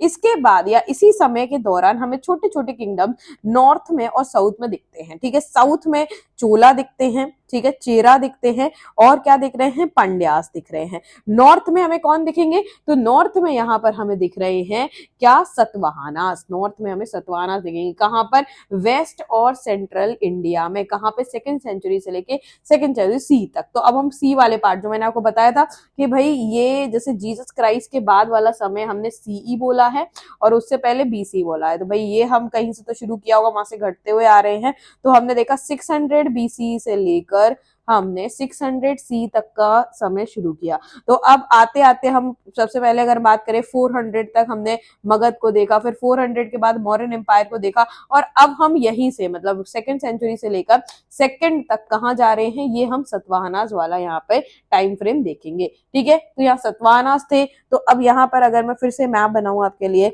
और यहाँ बताने की कोशिश करूं, तो आपको वेस्ट और सेंट्रल, मतलब वेस्ट और सेंट्रल इंडिया में सतवाहनास का यहाँ पे रूल दिखेगा, जिन्होंने अपना किंगडम एस्टेब्लिश किया। शाकास भी दिखेंगे जो सेंट्रल इंडिया से आए, और नॉर्थ और वेस्ट इंडिया पे शाकास ने क्या करना शुरू किया, जो लॉन्ग डिस्टेंस ट्रेड के लिए यहाँ पर आए थे। ठीक है, तो शाकास क्या है, सेंट्रल एशिया से ओरिजिनेटेड लोग हैं, जिन्होंने नॉर्थ वेस्टर्न इंडिया में मतलब पाकिस्तान वाले एरिया में अपना क्या किंगडम बसाने शुरू किए, लॉन्ग डिस्टेंस ट्रेड के लिए जाने जाते हैं, यहीं से अपना रेवेन्यू सब कुछ लिया करते थे। तो इस तरीके से हमें धीरे धीरे मतलब अलग अलग जगहों के लोग भी इंडिया में अब अलग अलग किंगडम्स भी क्या होते हैं, दिखने शुरू होते हैं। अब इसके बाद सेकेंड सेंचुरी खत्म हो गई, तो सेकेंड के बाद फर्स्ट सेंचुरी की ओर आ रहे हैं, और उसके बाद देखो टाइमलाइन पे अब हम सेकेंड सेंचुरी के बाद फर्स्ट सेंचुरी पे आ रहे हैं, और फिर यहाँ 0 और यहाँ से फर्स्ट सेंचुरी फिर से शुरू करेंगे, जो अब ये सी वाली हो जाएगी। तो इसी फर्स्ट सेंचुरी बीसी से लेकर, ठीक है, फर्स्ट सेंचुरी सी तक का जो टाइम है, ये कुशानास के लिए बड़ा इंपॉर्टेंट है, इंडिया में कुशानास के लिए। कुशानास अपने आप को क्या कहते थे, डिवाइन किंग। तो बिल्कुल टाइमलाइन बिल्कुल क्लियर है। फर्स्ट चैप्टर में आईवीसी पढ़ा, उसके बाद हमने महाजनपद यहाँ पे पढ़ी, महाजनपद के बाद मौर्यन एम्पायर, ठीक है, मौर्यन एम्पायर, मौर्यन एम्पायर के बाद फिर हमने क्या पढ़ा, नॉर्थ और साउथ के किंगडम, मतलब ये नॉर्थ में सतवाहना शाकास, साउथ में चोला चेरा और पांड्या। अब हमें फर्स्ट सेंचुरी में कौन दिख रहे हैं, कुशानास यहाँ पे दिख रहे हैं, नॉर्थ में ही एक तरीके से।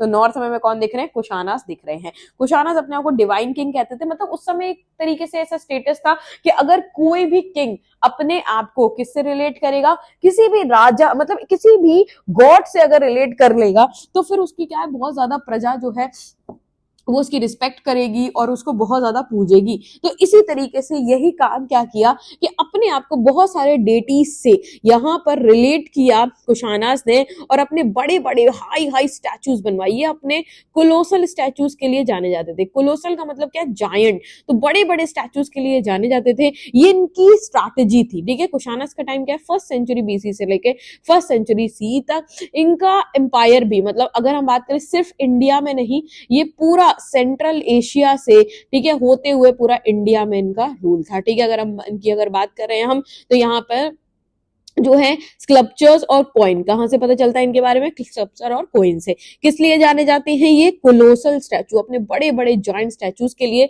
जो कहाँ पर मिले हैं, तो मथुरा में, मतलब इनका सेंट्रल एशिया से लेकर, ठीक है, सेंट्रल एशिया से लेकर मथुरा तक पूरा का पूरा क्या था, पूरा एम्पायर फैला हुआ था। तो मथुरा के मठ एरिया से इनके स्टैचूज मिलते हैं उत्तर प्रदेश में, और वैसे ही सेम स्टैचूज अफगानिस्तान में भी मिलते हैं, ठीक है।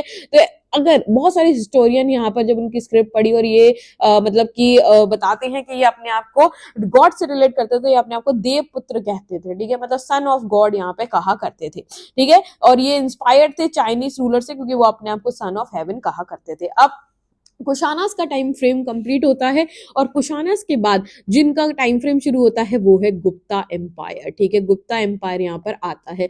ये एम्पायर बहुत इंपॉर्टेंट, क्योंकि इसमें इंडिया को गोल्डन एज कहा जाता है, भाई इंडिया का पूरा गोल्डन एज थी, ठीक है। तो 4th सेंचुरी से ही हमें गुप्ता एम्पायर दिखता है, भाई 4th सेंचुरी से, भाई हम किस ओर बढ़ रहे हैं, तो यहाँ पर अगर बात करें तो 510 तक इनका एम्पायर रहता है, मतलब 6th सेंचुरी में हम घुस आए हैं, तो इस तरीके से। और फिर इसके बाद अगर हम बात करेंगे तो 600 तक आपको हर्षवर्धन दिखेंगे, तो 600 का मतलब एंशियंट हिस्ट्री पूरी की पूरी हमने इधर कवर कर ली है, ठीक है। तो चलिए अब गुप्तास के टाइम फ्रेम को पढ़ते हैं कि गुप्ता जो है, गुप्तास में सबसे इंपॉर्टेंट यहाँ कौन होते थे, समानता, मतलब जितने भी राजा थे वो समानतास पर डिपेंड थे। समानता मतलब जमींदार, जिनके पास लोकल सारी रिसोर्सेस हैं, जिनके पास बढ़िया लैंड है, और जो राजा को क्या कर रहे हैं, पैसा प्रोवाइड कर रहे हैं, इवन राजा को मिलिट्री सपोर्ट भी दे रहे हैं, ठीक है, होमेज भी दे रहे हैं, रिस्पेक्ट भी दे रहे हैं। और समटाइम ये समानता इतने पावरफुल हो जाते थे कि ये वीक रूलर अगर कोई दिख रहा है तो उसको गद्दी से हटाकर खुद ही पोजीशन में आ जाते थे, ठीक है। तो अगर हम यहाँ पर देखें कि गुप्तास के बारे में हमें कहां से पता चलता है, तो उनके बहुत सारे लिटरेचर्स गुप्तास के समय के हमें मिले हैं,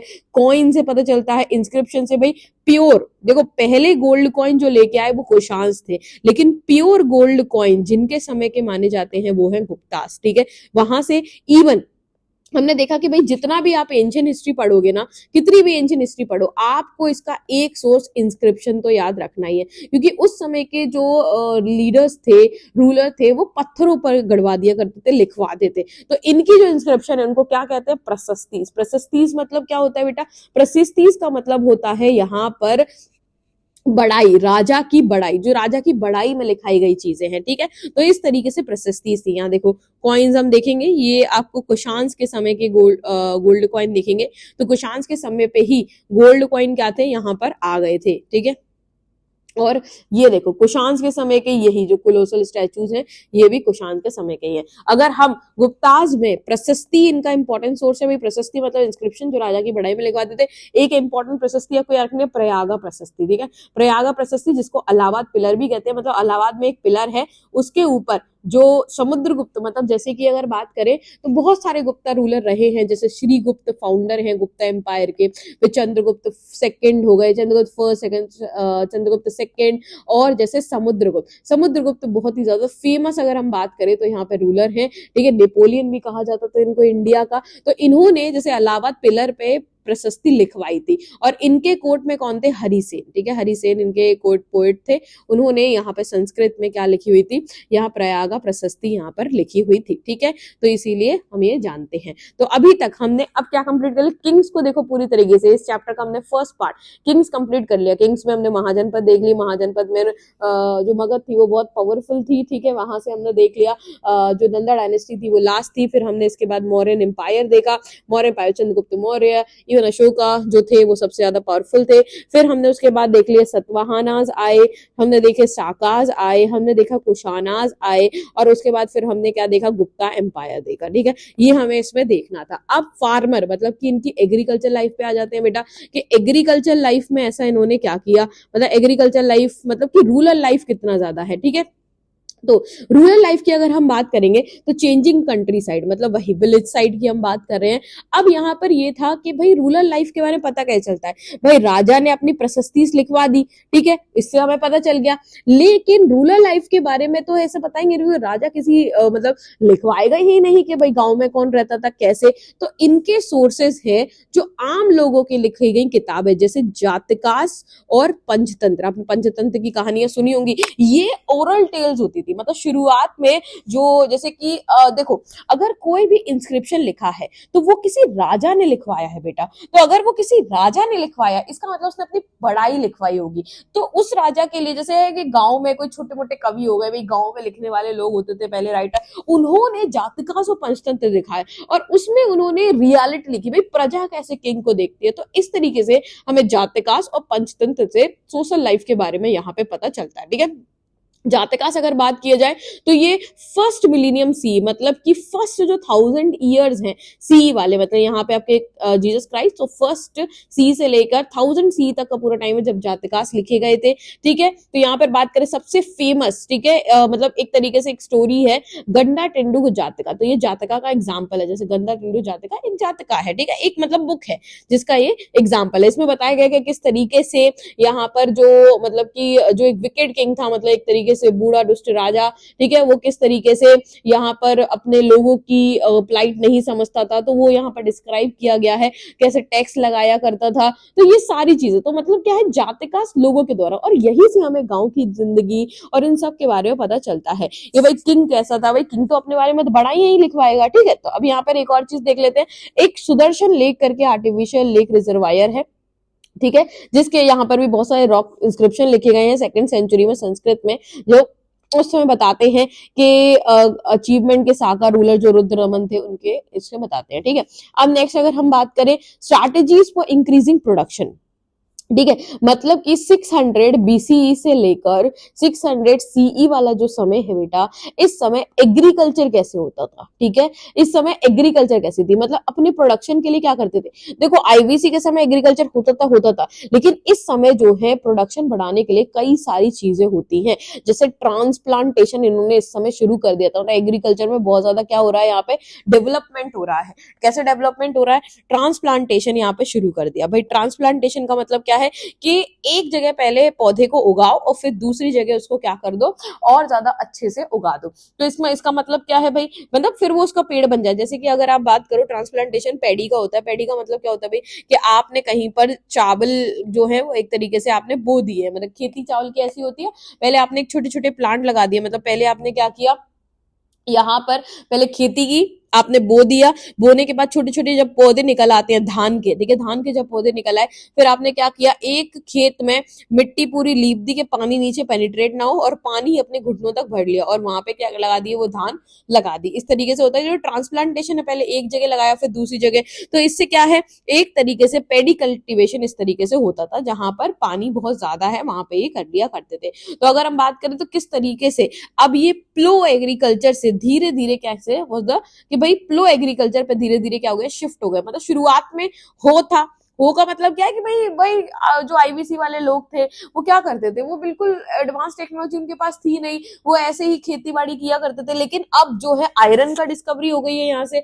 तो आयरन का इस्तेमाल करके, आयरन टिप्ड प्लोशेयर का इस्तेमाल करके अब ये गंगा के किनारे की जो एलुवियल सॉइल है उसको क्या करते हैं, यहाँ से लेते हैं। तो भाई गंगा से लेकर कावेरी तक का पूरा एरिया बहुत अच्छे से 6th सेंचुरी में फर्टाइल यूज होता था। ठीक है, एक तरीके से अगर हम बात करें तो अब आयरन टिप्ड प्लोशेयर का इस्तेमाल करते हैं। ठीक है, किस एरिया में भाई जहाँ पे हैवी रेनफॉल हो रही है वहां पर भी, ठीक है, बहुत बढ़िया तरीके से अब ट्रांसप्लांटेशन की टेक्नोलॉजी क्या है इस्तेमाल करने लगे हैं। अब जो आयरन प्लोशेयर है जिसकी वजह से एग्रीकल्चर प्रोडक्टिविटी में भी बहुत ज्यादा ग्रोथ हुई, पहले आयरन की डिस्कवरी नहीं थी तो ऐसा नहीं था, लेकिन ये 600 बीसी का वाला जो समय है आपका, जब से महाजनपद काल शुरू हुआ है तब से आयरन की भी बहुत अच्छे से डिस्कवरी हो गई, तो एग्रीकल्चर भी जो है बहुत अच्छे से बढ़ी, क्योंकि अब हल से बहुत अच्छे से क्या कर सकते थे, जोत सकते थे पूरा का पूरा एरिया को। ठीक है, और उसके अलावा अगर बात करें तो एग्रीकल्चर ऐसा नहीं है कि भी सेमी एरिड एरिया जैसे पंजाब राजस्थान, यहाँ पर 20th सेंचुरी तक ये जो टेक्नोलॉजी है वो इन्होंने अडॉप्ट करी। इससे पहले जैसे आज सबसे ज्यादा आपको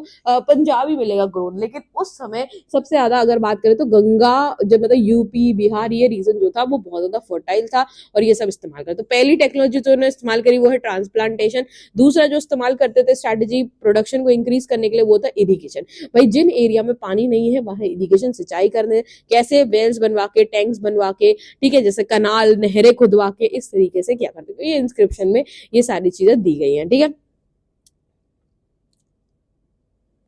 लेकिन उस समय भी जो भी हिली एरिया में रह रहा है, पहाड़ों में रह रहा है, वो तब भी हो एग्रीकल्चर इस्तेमाल करता था। हो का मतलब क्या है, एडवांस का इस्तेमाल नहीं करता, मतलब आयरन का इस्तेमाल अभी भी नहीं किया जा रहा है खुदाई के लिए, तो ढंग से खुदाई भी नहीं हो पाती थी।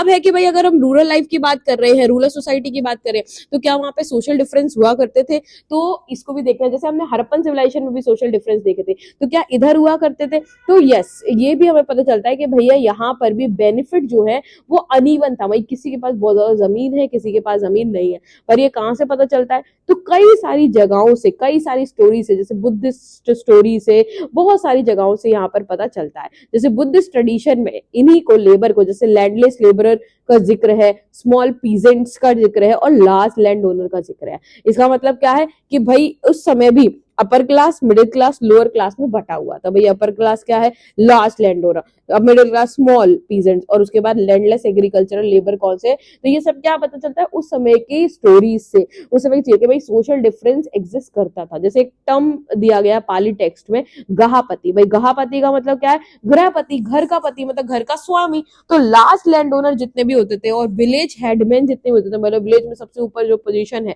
वही एक तरीके से क्या थे, वो पावरफुल फिगर की तरह थे। अब ऐसा नहीं कि नॉर्थ इंडिया में ही ये दिया हो, भाई साउथ इंडिया में भी संगम टेक्स्ट जो है, उनके सबसे इंपॉर्टेंट लिटरेचर है संगम टेक्स्ट, उनके लिटरेचर में भी यहाँ लार्ज लैंड ओनर का, मतलब विलालर का जिक्र है, उजावर का जिक्र है, और अदमई स्लेव्स का जिक्र है। मतलब विलालर जो लार्ज लैंड ओनर है, ठीक है, उजावर मतलब जो स्मॉल पीजेंट है, और अदमई मतलब जो स्लेव है। मतलब कि सोशल डिफरेंस दोनों साइड था, नॉर्थ इंडिया में भी था और साउथ इंडिया में भी था। भाई गहापति का मतलब क्या होता है कि वो पर्सन जो ओनर है, मास्टर है या हेड है, जिसका कंट्रोल सबके ऊपर है। भाई वुमन के ऊपर भी उसका कंट्रोल है, चिल्ड्रन, स्लेव, वर्कर, इवन चीजों के ऊपर भी उसका कंट्रोल है, उसको गहापति। तो मतलब कि सोशल डिफरेंस 600 बीसी से लेकर 600 सी में होता था। तो हम क्या पढ़ रहे हैं, किंग्स फार्मर। फार्मर तो मतलब कि विलेज लाइफ को पढ़ रहे हैं। तो विलेज लाइफ में हमने एग्रीकल्चर देखा कि एग्रीकल्चर प्रोडक्टिविटी बढ़ती चली गई, और एग्रीकल्चर के बाद हमने देखा कि किस तरीके से वहां पे डिफरेंस, सोशल डिफरेंस था। तीसरी चीज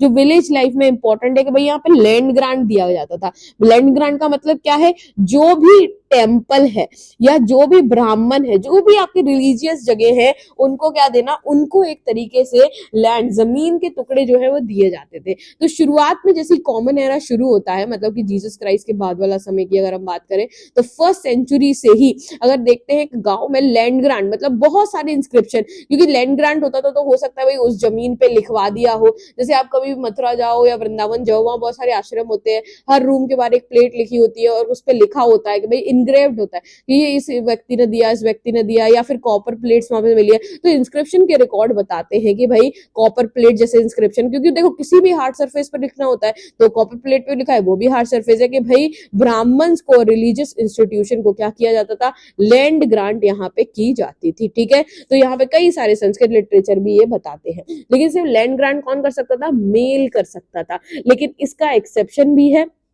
ठीक है, इसका एक्सेप्शन क्या है देखो, और ऐसा नहीं है हर भाषा में लैंड ग्रांट है, तो मतलब कि नॉर्थ में भी किया जाता था और साउथ में भी। ठीक है, साउथ में भी और नॉर्थ में भी किया जाता था। अगर इसकी बात करें तो यहाँ पर एक एक्सेप्शन है, प्रभावती गुप्ता। ठीक है, जब गुप्ता डायनेस्टी थी, जो चंद्रगुप्त सेकंड थे, उनकी जो बेटी है प्रभावती गुप्ता, ठीक है, उन एक तरीके से वो रूलर भी बनी, क्योंकि उनकी शादी वकाटकास में हुई थी। जब वकाटकास में उनकी शादी हुई, तो एक तरीके से जब वो किंग मर गए, तो उनने क्या किया, शासन संभाला। और लीगली, जैसे संस्कृत लीगल टेक्स्ट के अकॉर्डिंग, जो वुमन है वो इंडिपेंडेंटली क्या नहीं कर सकती, तो वुमन इंडिपेंडेंटली यहाँ पर लैंड ग्रांट नहीं कर सकती। लेकिन प्रभावती गुप्ता के पास जमीन भी थी और उन्होंने लैंड ग्रांट भी किया। तो प्रभावती गुप्ता यहाँ पे क्या है, एक्सेप्शन है, कि भाई उस समय नहीं होता था लेकिन प्रभावती गुप्ता ने यहाँ पर किया। तो बहुत सारे इंस्क्रिप्शंस हैं जो बताते हैं यहाँ पर कि रूरल लाइफ, मतलब कि गांव में अगर हम कहें तो कौन कौन रहता था, तो ब्राह्मण्स गांव में रहा करते थे, पीजेंट्स रहा करते थे। ठीक है, और बहुत सारे लोग जो है, ठीक है,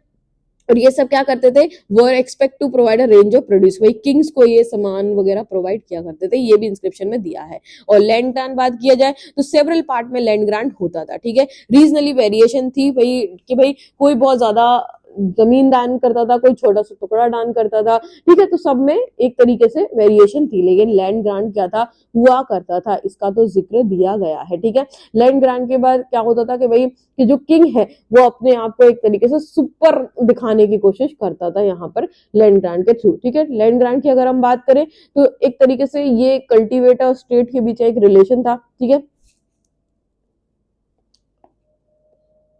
अब नेक्स्ट बात करते हैं Kings farmer and town. Next क्या है भाई, टाउन। टाउन का मतलब क्या है, अब हम बात करने जा रहे हैं शहरी लाइफ की। भाई शहर क्या था, तो एक तरीके से बात किया जाए, देखो शहर क्या होता है, गांव का मतलब क्या है, जहां सिर्फ एग्रीकल्चर हो रहा है और प्राइमरी एक्टिविटी हो रही है। जहां आपने एक एक्टिविटी ज्यादा की वो शहर बन जाता है, जैसे ट्रांसपोर्ट, कम्युनिकेशन, व्यापार। तो वहां एक तरीके से अगर बात करें तो 600 BC से लेकर 600 C के दौर में टाउन और ट्रेड भी हुआ करता था।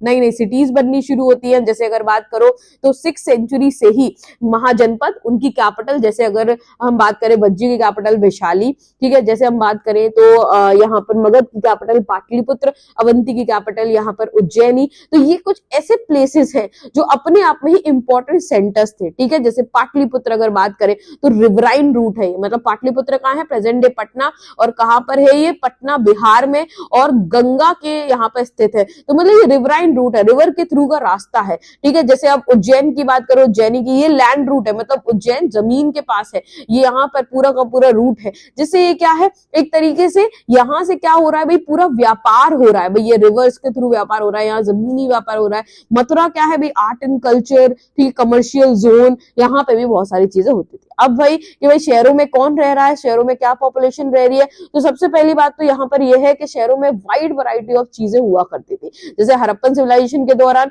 यहाँ पर फाइन पोट्री बनाई जाती थी। भाई क्या है कि अगर हम बात करें तो यहाँ अलग तरीके की पोइट्री है कि भाई फाइन पोइट्री बाउल्स बनाए जाते थे यहाँ पे, डिशेस, ग्लॉसी डिशेस और ग्लॉसी फिनिश की, मतलब जो यहाँ पे पोइट्री बनती थी उसका नाम क्या था, नॉर्दर्न ब्लैक पॉलिश वेयर, ठीक है।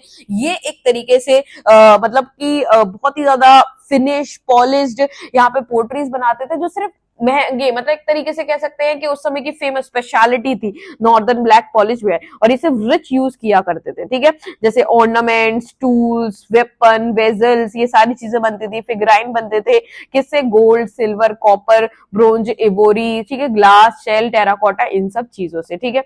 अब यहाँ पे बात करें तो यहाँ पे देख सकते हैं कि भाई कौन कौन कैसे कैसे था, तो यहाँ पर आपको दिख जाएगा, देखो यहाँ पे साकास दिख जाएंगे, यहाँ पर धीरे धीरे देखो चोला, ये चेरा, ये पांड्या, ये सतवाहनास आपको यहाँ दिख रहे हैं, ये वकाटकास है यहाँ पर, ये गुप्ता एम्पायर का पूरा, ये कन्नौज, मथुरा, इस तरीके से पूरा का पूरा एरिया बटा हुआ था। तो 2nd सेंचुरी से ही अगर हम बात करें तो 2nd सेंचुरी से ही धीरे धीरे आपको नई नई सिटीज के इंस्क्रिप्शन के, भाई सिटीज में भी इंस्क्रिप्शन मिलने शुरू होते हैं कि भाई ये पर्टिकुलर सिटी है, ठीक है। जो अब कोई भी चीज अगर कोई भी डोनेट करता तो वो यहाँ पे अपना नाम लिखवा देता था, डोनर अपना, ठीक है। सो इस तरीके से कि कोई भी चीज, जैसे कि अगर कोई भी गिफ्ट को रिकॉर्ड किया गया है और वो चीज धार्मिक चीजों के लिए दी गई है, तो वो इंस्क्रिप्शन कौन सा थे, वोटिव इंस्क्रिप्शन। वोटिव इंस्क्रिप्शन का मतलब क्या है कि आपने रिलीजियस इंस्टीट्यूशन को कुछ भी दिया और उसका रिकॉर्ड रखा गया, उनको वोटिव इंस्क्रिप्शन कहते थे। अब शहरों में कौन कौन रहता था, तो जैसे वॉशिंग फोक्स हैं, जैसे वीवर हैं, स्क्राइब्स हैं, कारपेंटर हैं, पोएट हैं, गोल्ड स्मिथ हैं, ठीक है, ब्लैक स्मिथ है, मर्चेंट है, ये सब रहा करते थे। कभी कभी ये जो व्यापारी अगर साथ में रहते हैं तो वो गिल्ड बना के, मतलब एक ग्रुप बना के या श्रेणी बनाकर भी रहा करते थे, ठीक है। इस तरीके से कभी रॉ मटेरियल लेना है, प्रोड्यूस करना है, तो ये इस तरीके से सारे व्यापारी वगैरह क्या है, रहा करते थे। तो अब क्यों यहाँ पर ट्रेड है, तो मतलब क्यों यहाँ पे टाउन्स है, क्योंकि ट्रेड भी हुआ करता था। तो 6th सेंचुरी से ही अगर हम बात करें, सिर्फ इंडिया में नहीं, हम इंटरनेशनल ट्रेड भी करते थे, मतलब सेंट्रल एशिया तक, तभी तो कुशान आए, तभी तो सतवाहना, साकास यहाँ पर आपको दिखते हैं, तो सेंट्रल एशिया में भी ट्रेड किया करते थे। इवन हमारे पास भाई अगर हम देखें तो अरेबियन सी और यहाँ बे ऑफ बंगाल से भी ट्रेड होता था। इवन अगर हम बात करें तो बे ऑफ बंगाल से साउथ ईस्ट एशिया में ट्रेड होता था, चाइना तक ट्रेड किया करते थे। इस तरीके से ट्रेड यहाँ पर होता था, ठीक है। बहुत सारे अगर हम बात करें ट्रैवलर्स यहाँ पे आए हैं, ठीक है। तो जमीनी ट्रेड की अगर बात करोगे तो बुलक कार्ट के थ्रू, पैक एनिमल्स के थ्रू हुआ करता था, या फिर अगर बात करो तो ये समुद्री ट्रेड, सीफेरर मतलब कि जो समुद्र के थ्रू जाते थे वो बहुत ज्यादा रिस्की होता था, इसलिए वहां प्रॉफिट भी ज्यादा था, मतलब समुद्र के थ्रू रिस्की भी था लेकिन दूसरी कंट्रीज तक पहुंच के उनको प्रॉफिट भी बहुत होता था। अब हर जगह पर ये जो मर्चेंट थे वो अलग अलग नाम से जाने जाते थे, जैसे अगर हम यहाँ पर बात करेंगे महासत्तुवन, ठीक है, तमिल में इनको महासत्तुवन कहते थे। सेठीज और सतवाहाज कहाँ पे, प्राकृत लैंग्वेज में कहा करते थे, ठीक है, रिच पीपल को। इस तरीके से भाई व्यापार किसका करते थे, सॉल्ट, ग्रेन, क्लोथ, मेटल, इन सब, और पेपर वगैरह का। इवन रोमन एम्पायर के साथ, मतलब यूरोप तक हमारा ट्रेड था, पूरा मेडिटेरियन सी, मतलब अरेबियन सी से मेडिटेरियन सी तक पूरा का पूरा ट्रेड हुआ करता था। तो यहाँ तक किंग्स, फार्मर एंड टाउन एक तरीके से हमने कंप्लीट कर लिया कि 600 बीसी से लेकर 600 सी तक रूरल लाइफ कैसी थी, टाउन मतलब कि विलेज लाइफ कैसी थी, और टाउन शहरी लाइफ कैसी थी। अब थोड़ा कॉइन्स की बात कर लेते हैं कि भाई देखो, कॉइन्स की स्टडी को हम क्या कहते हैं, न्यूमिस्मैटिक कहते हैं। जैसे इंस्क्रिप्शन की स्टडी को एपिग्राफी कहते हैं, कॉइन्स की स्टडी को न्यूमिस्मैटिक कहते हैं। तो अब 600 बीसी से लेकर 600 सी क्यों जरूरी, क्योंकि कॉइनेज आ गया था भाई, यहाँ से कॉइन्स आ गए थे, ठीक है। शुरुआत में पंच मार्क कॉइन चलते थे, मतलब किसी भी चीज को पंच करके ऐसा मार्क कर देना किसी, तो पंच मार्क्ड कॉइन चलते थे, ठीक है। यहाँ पर जैसे सील की तरह वाले जो कॉइन्स होते हैं, सिल्वर और कॉपर के कॉइन चलते थे। फिर धीरे धीरे अगर हम बात करें, कॉइन्स जो है वो देखो मॉरियंस ने भी इशू किए, हर किसी ने कॉइन इशू किया, लेकिन जो पहले कॉइन जिन पे राजा का नाम भी है और इमेज भी छपी है रूलर की, वो इंडो ग्रीक्स लेके आए थे, ठीक है, ठीक है। इंडो ग्रीस के जो नॉर्थ वेस्टर्न पार्ट से आए हुए थे। कुशानास लार्जेस्ट फोर्ट, मतलब फर्स्ट गोल्ड कॉइन जो कौन लाए फर्स्ट सेंचुरी में, यहाँ कुशानास के। भाई कुशान्स जो है वो फर्स्ट गोल्ड लेके आए थे कॉइन्स, और जो प्योरेस्ट गोल्ड कॉइन है वो किस समय के है, गुप्ता एम्पायर के है। भाई गोल्ड कॉइन्स बहुत सारी जगह, जहां जहां ट्रेड किया सब जगह जैसे मिले हुए हैं। इवन अगर हम बात करें, हमें रोमन कॉइन्स भी मिले हुए हैं, तो इसका मतलब क्या है, रोमन एम्पायर के साथ भी ट्रेड होता था, साउथ इंडिया से मिले हुए हैं, तो हर जगह से, जिसका मतलब क्या है कि ट्रेड हुआ करता था। इवन ट्राइबल कम्युनिटीज के भी अपने खुद के कॉइन्स थे, ठीक है। जैसे युदेहीज पंजाब में रहा करते थे, हरियाणा में रहा करते थे, इनके खुद के कॉइन्स थे, ठीक है, इकोनॉमिक एक्सचेंज के लिए। भाई किसी राजा ने इशू नहीं किए, पर इनके ये खुद के कॉपर के भाई कॉइन इन्होंने बना लिए, ठीक है, ठीक है, इस तरीके से। लेकिन सबसे ज्यादा जो अगर कीमती प्योरिटी के नाम से, वो गुप्तास के कॉइन जाने जाते हैं। 6th सेंचुरी से अगर हम बात करें तो गोल्ड कॉइन्स जो है सीई से, देखो 6th सेंचुरी बीसी से तो कॉइन शुरू हो गए, धीरे धीरे गुप्तास के समय प्योर गोल्ड कॉइन आ गए भाई 4th सेंचुरी 5th सेंचुरी से। 6 आते आते गोल्ड की जो कमी है वो होती रही, क्योंकि वेस्टर्न एम्पायर के साथ हमारा ट्रेड खत्म हो गया था, तो फिर हमारे पास पैसे भी मतलब कहाँ से आते, गोल्ड कहाँ से, तो इस तरीके से हमारा जो है गोल्ड कॉइन उसके बाद से हमने कम देखने को यहाँ पर मिलता है, ठीक है। अब आइए बैक टू बेसिक, इसमें कुछ नहीं है, बस ये बताया गया कि भाई किस तरीके से हमने ये सारी चीजों को ढूंढा है। तो इंस्क्रिप्शन को डिसाइफर्ड किया, तब जाके हमें 600 बीसी से लेकर 600 सी के समय के बारे में पता चला। सबसे पहले जैसे जेम्स प्रिंसिप की हमने बात की थी, सबसे पहले ब्राह्मी स्क्रिप्ट है, इसको क्या किया गया था, डिसाइफर्ड किया गया था। फिर खरोस्ती स्क्रिप्ट को यहाँ पे रीड किया गया। तो ये सारी चीजें मैं स्क्रिप्ट के बारे में एक अलग से लेक्चर में बताऊंगी। बाकी आपका चैप्टर हो चुका है पूरी तरीके से कंप्लीट, ठीक है। चलिए, थैंक यू सो मच।